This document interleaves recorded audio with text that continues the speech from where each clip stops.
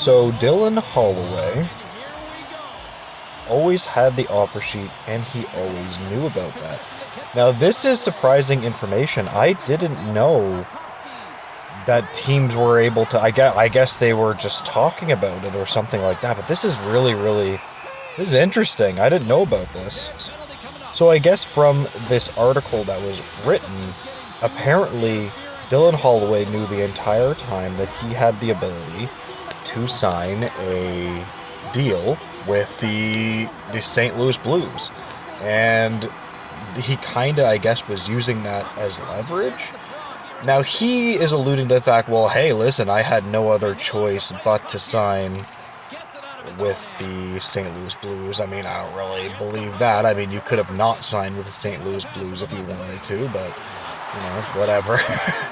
I just think that's a little bit of a silly way of looking at it.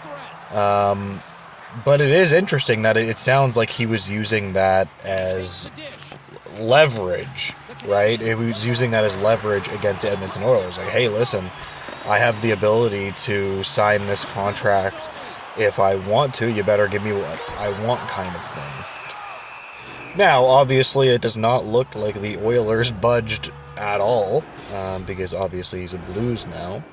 But it is interesting that they use this as a tactic. I've never heard of something like this. This is very interesting comments from him. Now, I don't blame Holloway or his agent for using this as a tactic. I mean, why wouldn't they use this as a tactic, right? It is a clever thing to do. You want to get as much leverage on your side. Obviously, the Edmonton Oilers were not willing to pay what Holloway wanted. Holloway is a good player, but they're just not willing to go that high, and that's it, right? Now, the reality is, in the NHL, they're in a salary cap hell. Edmonton is. They have issues there, right? And they can't just. They were gonna have to tighten up, right? They were just gonna have to tighten up, and that's just reality.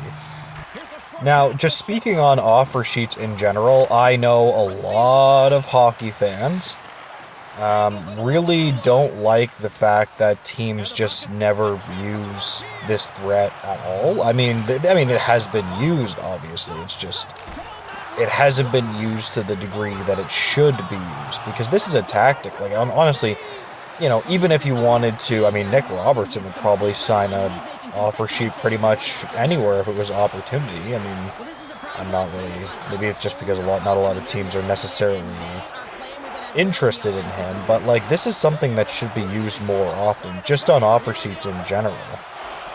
Now, on the other hand, you could make the argument that the Edmonton Oilers, maybe they shouldn't have signed all of these older players, and then they could make way for their younger players. But at the end of the day, it's either or, right? You're gonna have to cut somewhere, and that's just the reality of the modern NHL.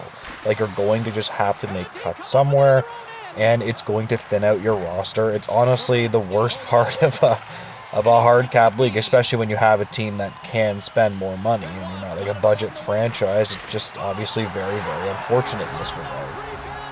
Especially when you start to get elite players like Leon Draisaitl, like McDavid, you're going to have a difficult situation keeping younger players, because as you get more elite players that are going to require more and more and more of your cap space, it's going to be impossible to sign everybody.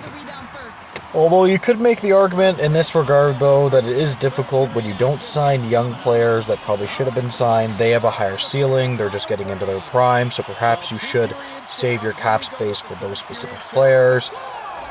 This is a complex issue. There's no perfect solution. No matter what you do, the cap is set out to just restrict you in a way that, I mean, unless you're Florida or whatever team gets bargain after bargain after bargain because of their tax situation and the fact that players just want to play there and they're just a very good team. The cap can affect certain teams differently, right? Now, there's always the argument, though, that perhaps the Oilers should have traded Holloway or these players before. I'm not necessarily sure if that was the right thing to do, because remember, they're competing for a cup. Maybe they could have traded them now or something like that, get some assets for them. I think that a lot of fans don't understand how hard management can be. So maybe I think from my perspective it's easier than it actually is.